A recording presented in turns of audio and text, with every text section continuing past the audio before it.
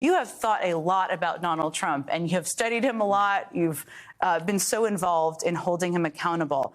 When he said this week, if they're beating me, go down and indict them, and some of the pronouncements he's made over the weekend, I've heard that as kind of his authoritarian impulses getting worse. How do you hear them? Well, the role of the government, in his view, is to advance his political fortunes and destroy his political enemies. So what would a second term look like? It would look a lot like Vladimir Putin in Russia. It would look a lot like Viktor Orban in Hungary. Illiberal democracy, meaning democracy without rights or liberties or respect for the due process system, the rule of law. And in fact, there's not much democracy left to it because their position is that they don't accept the integrity of any election where they lose. And that is a hallmark of an authoritarian party. They don't accept elections that don't go their ways. They refuse to disavow political violence. They embrace political violence as an instrument for obtaining power. And then everything flows from the will of a charismatic politician, and that is Donald Trump. In their book. So we're clearly headed into a completely different form of government than any of us would recognize as continuous with the past. Right-wing authoritarian government in league with Putin, Xi, Orban, Bolsonaro, Putin you name and it. Xi and Orban, and those are some serious authoritarian dictators out there, but they're people, it sounds like you're saying people should look at if they're wondering what a second Trump term would look like. Those are the people that Donald Trump and his family do business with. Remember, his son-in-law brought back $2 billion from Saudi Arabia, from Mohammed bin Salman. He pocketed that after 4 years of rendering favors to Saudi Arabia, including covering up the assassination, dismemberment, drawing and quartering of a Saudi American journalist for the Washington Post and rendering all kinds of favors to Saudi Arabia. Well, multiply that times every authoritarian despot on earth. And that's what we're getting with Donald Trump, because they've made relationships with every autocratic, plutocratic, kleptocratic regime on earth. And they don't pretend to have any program for the American people. It's just about restoring Donald Trump to power. They literally didn't have a platform that they adopted last time around, which tells you what? Their platform is whatever Donald Trump dictates to them on any particular day. And we see our colleagues in Congress just taking orders from Donald Trump on everything from shutting down the government to impeaching Joe Biden for nothing.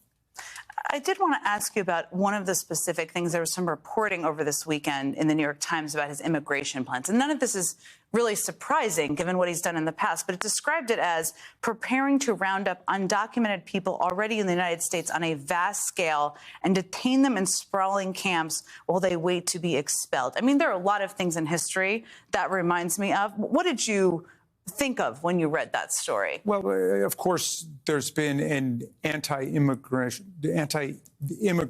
impulse in America going back to the beginning with the Alien and Sedition Acts and the attempts to politicize and demonize foreigners to the country. Of course, the rounding up of Japanese Americans during World War II. So he wants to pick up on that strain, and that is a purely authoritarian program. I mean, they really have two programs. One is that, and the other is to pass what Mike Johnson wants, a national ban on abortion rights for American women with no exceptions for rape or incest. But they understand how deeply unpopular that is, so they're trying to downplay that for now. The cat's got their tongue.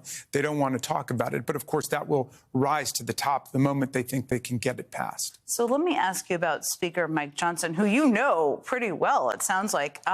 He did release his two-step plan to keep the government open yesterday. No deep spending cuts, which some of the right wing want, but no funding for Israel and Ukraine. I haven't seen Democratic leadership make a pronouncement about what they think of it. The White House has kind of criticized it. What do you make of it? Is this something that could possibly be, does it have any legs? Well, we haven't been able to study that new Republican plan yet. And obviously, we want to do everything in our power to keep the government open. So we're serving the American people. The problem within the Republican caucus is that they're caught in a double bind in two directions, right? If they go to try to fund each appropriation bill separately, then the MAGA right starts pasting all of this extreme right-wing graffiti on it. So there's anti-abortion stuff, there's anti-LGBTQ stuff, there's anti-DEI stuff, all of that. And then there are about a dozen Republicans who can't vote for that because they're in Biden districts and they won't go along with it. And they know 18 of them. Yeah, I mean, they're basically signing their own political defeat by doing that.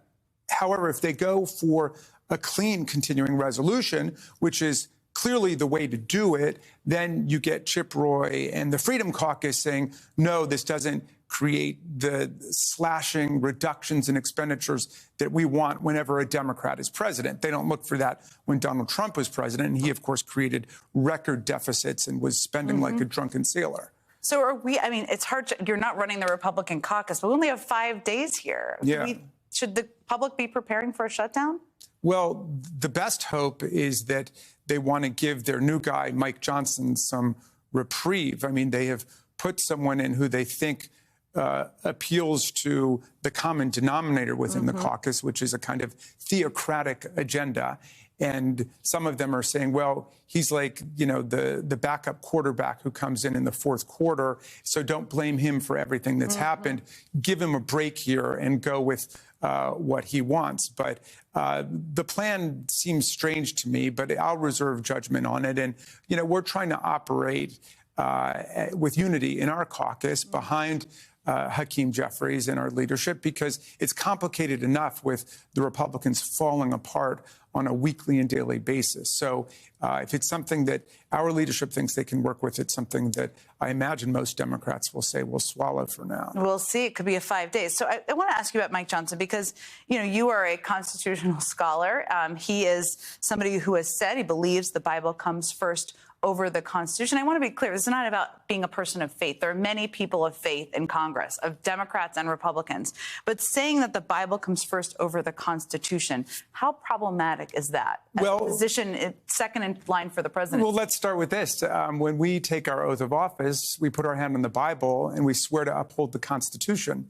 We don't put our hand on the Constitution and swear to uphold the Bible. The Constitution is the governing document of the country. And we, of course, have a multiplicity of faiths, and people can choose their faith or no faith at all. And that's what Jefferson and Adams and Madison fought for with the American Revolution and the Declaration and the Constitution. I mean, the great breakthrough of the American Constitution was to rebel against centuries of religious conflict, the wars between the Catholics and the Protestants, and Inquisition and Crusade and witchcraft trials and all of that. They said, we want to put government on a secular principle, which is no establishment of religion, no religious test for public office, and free exercise. Everybody can worship exactly as he or she pleases. But I've got colleagues who get up. One got up not long ago and said the moral downfall of America was in 1962 with Engel versus Vitale, where the Supreme Court banned prayer in the public schools.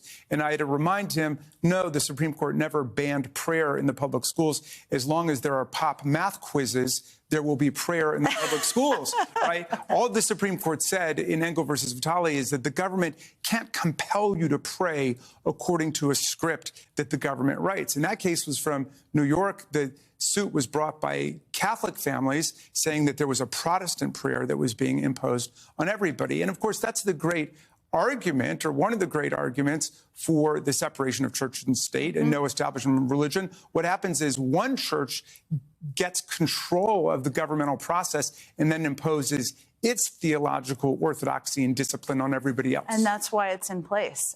Never has there been a greater value for constitutional expertise. So thank you so much for bringing it to us and for breaking down so many issues with us, Congressman. Thanks for joining me this morning. My pleasure.